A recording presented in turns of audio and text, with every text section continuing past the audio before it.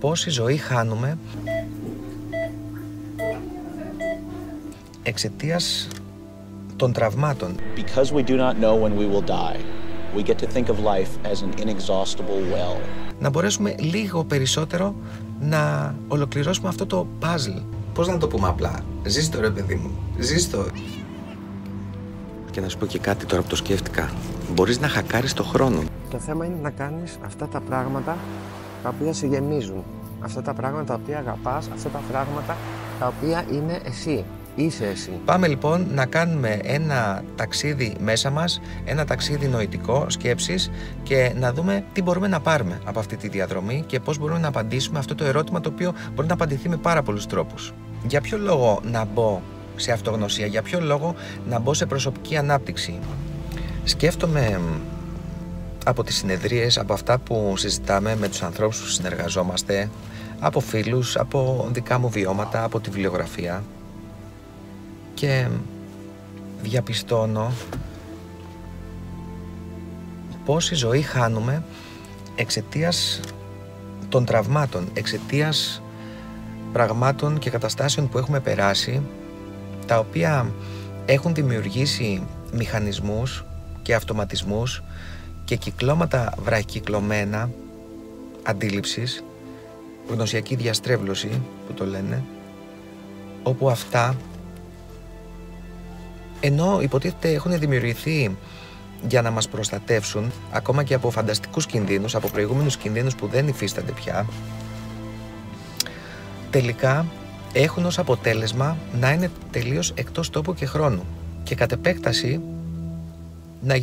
να βρισκόμαστε και εμείς εκτός τόπου και χρόνου, διότι χάνουμε πράγματα, χάνουμε στιγμές, χάνουμε ανθρώπους, χάνουμε καταστάσεις. Αυτά λοιπόν τα οποία υποτίθεται δημιουργήθηκαν για να μας προστατεύσουν, τελικά έχουν καταλήξει να μας φυλακίζουν, να μας κάνουν χοντρόπετσους, σκληρόπετσους, να μας κάνουν να σκεφτόμαστε πράγματα τα οποία τελικά δεν ξέρουμε τι εξυπηρετούν ή ποιον εξυπηρετούν ή ποιο κομμάτι μας εξυπηρετούν.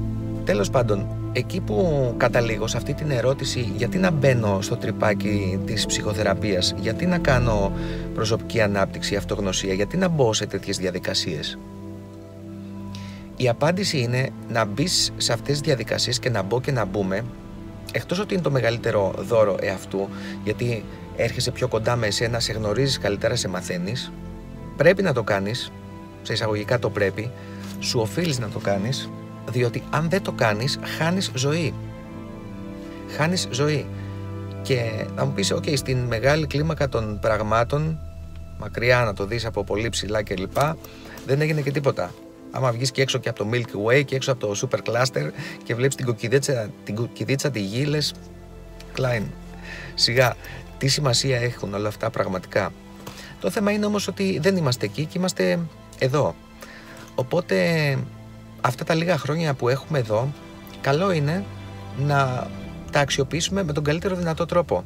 Θυμάμαι εκείνη την ομιλία του Brandon Lee, το γιο του Bruce Lee, λίγο πριν πεθάνει. Μιλούσε ακριβώς για αυτό το πράγμα. Εμένα με είχε σημαδέψει τότε αυτό. I gave this to Shelley once. I think she'd like you to have it. Because we do not know when we will die, we get to think of life as an inexhaustible well. And yet everything happens only a certain number of times, and a very small number, really. How many more times will you watch the full moon rise? Perhaps 20. And yet it all seems limitless.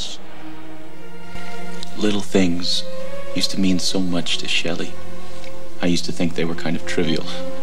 Believe me, nothing is trivial. Και εφόσον λοιπόν κανείς δεν ξέρει πόσα χρόνια έχουν μείνει, πόσες στιγμές έχουν μείνει να ζήσουμε εδώ, θα δώσουμε μία πολύ δυνατή άσκηση, αποκαλυπτική άσκηση. Ξέρεις κάτι, αυτή τη στιγμή είμαι σε αυτή την κατάσταση, αυτή τη στιγμή έχω μπλοκάρει εκεί, αυτή τη στιγμή με προβληματίζει το α, το β, το γ και αυτή τη στιγμή λειτουργώ κατά αυτόν τον τρόπο. Τι μου έχει συμβεί λοιπόν? Μου έχει συμβεί αυτό και αυτό και αυτό. Ωραία. Σε τι φάση είμαι? Σε αυτή και αυτή και αυτή τη φάση. Η άσκηση είναι να φύγω σε μια διαλογιστική πρακτική, απλά πράγματα, δηλαδή απλή φαντασία, δεν χρειάζεται να μπούμε σε βάθη. Να κλείσω τα μάτια και να πάω σε ένα σημείο αύριο, μεθαύριο, σε 10 χρόνια, όπου να δω ότι, ξέρεις, σταματάει η ζωή μου. Γιατί κάτι παθαίνω. Σταματάει η ζωή ενός ανθρώπου για τον οποίο νοιάζομαι, για την οποία νοιάζομαι. Σταματάει η ζωή, χτύπα ξύλο τώρα για όλα αυτά να το γιώσουμε, σταματάει η ζωή των γονιών μου. Που δεν έχω πει σ' αγαπώ, που δεν έχω πει συγγνώμη, που δεν έχω πει έλα να τα βρούμε. Σταματάει η ζωή και δεν έχω προλάβει π.χ. να γράψω το βιβλίο που θέλω. Δεν έχω προλάβει να γυρίσω την ταινία, το έργο που θέλω. Που δεν έχω προλάβει να κάνω το ταξίδι που θέλω. Και όλο αυτό το πράγμα. Γιατί, ξέρεις, εάν δεν έχεις φτάσει κοντά στο θάνατο, είτε από τρακάρισμα, είτε από μία ασθένεια, είτε αν δεν έχει πεθάνει ένα πολύ δικό σου άτομο, ένας άνθρωπος που είναι τόσο κοντά, όπου σε έχει διαλύσει αυτός ο θρήνος, αυτό το πένθος. Αν λοιπόν δεν έχεις πλησιάσει το θάνατο, τότε δυστυχώς, ευτυχώς, δεν μπορείς, δεν γίνεται να εκτιμήσεις κάποια πράγματα της ζωής. Δεν γίνεται. Δηλαδή, τα εκτιμάς τελείως διαφορετικά όταν έχεις ένα τέτοιο βίωμα ή όταν πλησιάσεις ένα τέτοιο βίωμα. Γι' αυτό βλέπουμε άνθρωποι που τους ανακοινώνει, για παράδειγμα, ότι ξέρεις, έχεις καρκίνο ή ξέρεις, πρόκειται να πεθάνεις ή έχουν μια εμπειρία οριακή ή και καμιά φορά μια μεταθανάτια εμπειρία και επιστρέφουν, αλλάζουν τελείως. 180 μοίρες. Τελείως. Γίνονται τελείως διαφορετικοί άνθρωποι. Γιατί πάνε κάπου και βλέπουν κάτι, εκεί που τους έφερε η ζωή, σε όλο αυτό το πράγμα, λένε ότι ξέρεις κάτι, ρε γαμώτο. Δεν έκανα το ένα, δεν έκανα το άλλο. Δεν είπα αυτό, δεν είπα το άλλο. Χάθηκαν στιγμές, χάθηκε το ένα, χάθηκε το άλλο και όλα αυτά γιατί. Γιατί σίγουρα ο καθένας κουβαλάει το σταυρό του και η κάθε μία κουβαλάει το σταυρό της, αλλά ξεχνάμε ποιοι είμαστε και δίνουμε πάρα πολύ δύναμη και πάρα πολύ αξία σε πράγματα τα οποία δεν μας εξυπηρετούν πια. Η ζωή όχι συχνά μας φέρνει πράγματα, καταστάσεις και ανθρώπους που καμιά φορά δεν είμαστε έτοιμοι. Και λες τι ακριβώς φταίει. Φταίει κάτι. Φταίει το ότι δεν είμαι έτοιμος. Φταίει ότι είναι ο συγχρονισμός. Φταίει ότι η άλλη μεριά δεν είναι έτοιμη. Είναι κάτι το οποίο δεν είναι ευκρινές. Δεν μπορείς ακριβώς να το δεις τι συμβαίνει.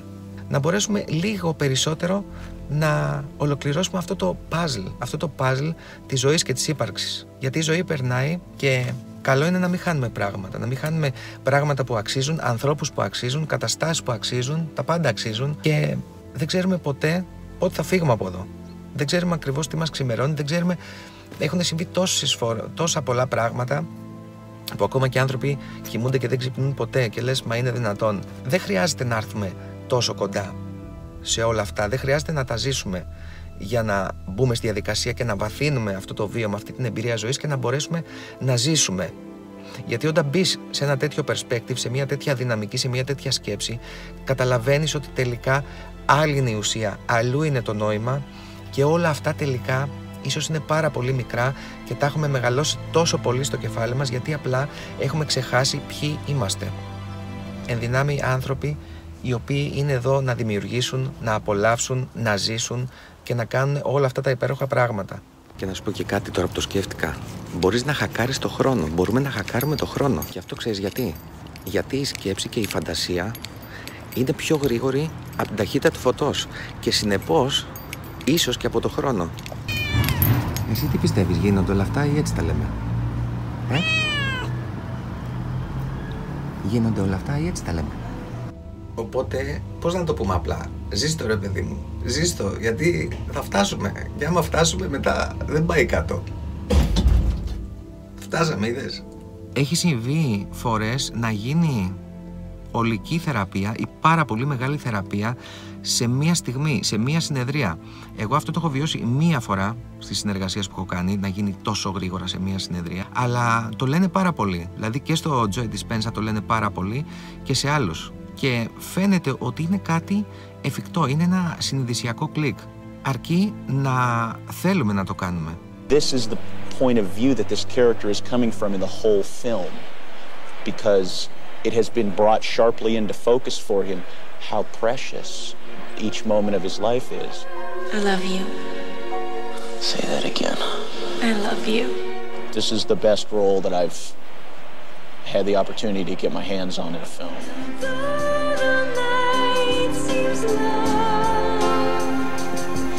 Your tears won't fall, your tears won't fall, your tears won't fall. forever.